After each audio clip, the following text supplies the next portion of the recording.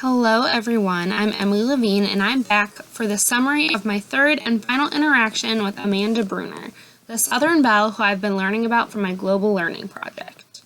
In this interaction, she was my cultural host, and as a Southerner, she showed me a bit of Southern hospitality by cooking me a traditional Southern meal in the Holden kitchen. Food is a common way for Southerners to sit and chat and bond. This is really similar to my Midwestern culture. We like to sit at the kitchen table for hours just chatting and enjoying each other's company. So we made dinner together. She was very particular about the timing of our meal. At exactly 3 o'clock, we set the table. Yeah, we set the table. By 3:30, we started cooking the meal. At home, she eats promptly at 5:30 and continues the habit here with a daily 5:30 dinner. Our menu was as follows: pulled pork, sweet potatoes, mac and cheese, coleslaw, green beans, store-bought mustard barbecue sauce, and dessert was pecan pie. And then, for a drink, sweet iced tea, which is her favorite.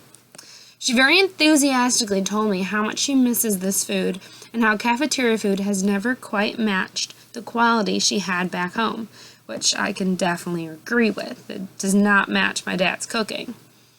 She used methods that her father taught to her because he is the cook of the family. Traditionally in the South, it is the mom who makes the meal while the man works his white-collar corporate job.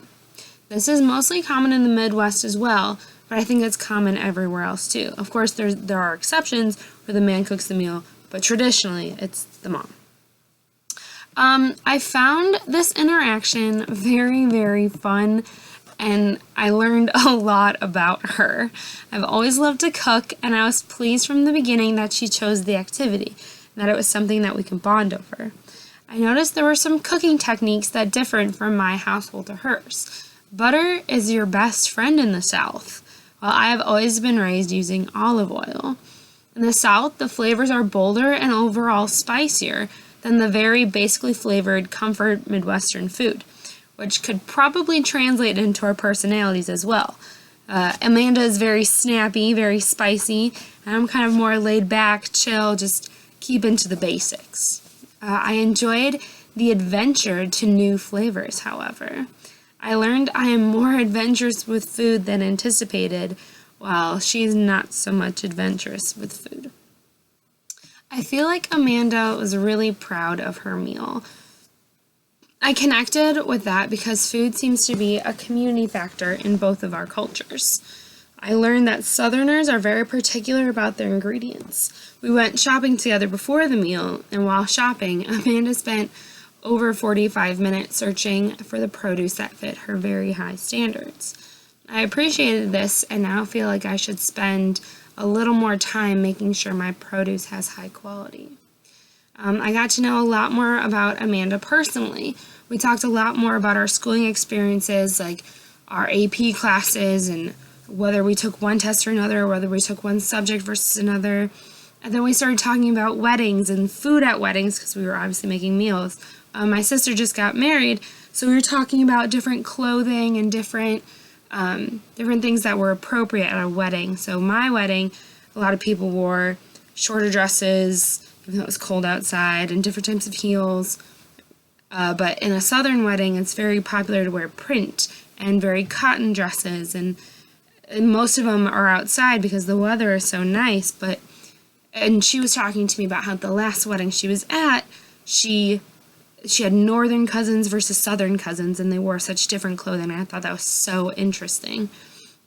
And I learned Southerners might be a little bit more focused on the clothes that they wear and appearances, whereas in the North, or my personal experience anyway, I'm kind of more just go with the flow, t-shirts, jeans, only wear nice clothes when you have to, a little less preppy than where Amanda is. And that translates to school as well.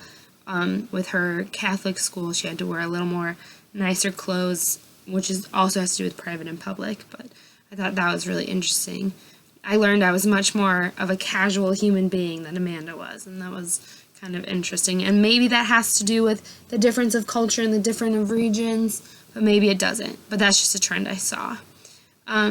Although we didn't agree or connect on every level, we found a lot of strong connections within our cultures or within just our personalities, and I thought this project was a really great way of expressing those differences and similarities throughout all cultures. And I'm really interested to see in the future maybe implementing these practices where we do I am the host and then they're the host, but for a completely different country, like someone else from a different country. That would be awesome. So that's a wrap.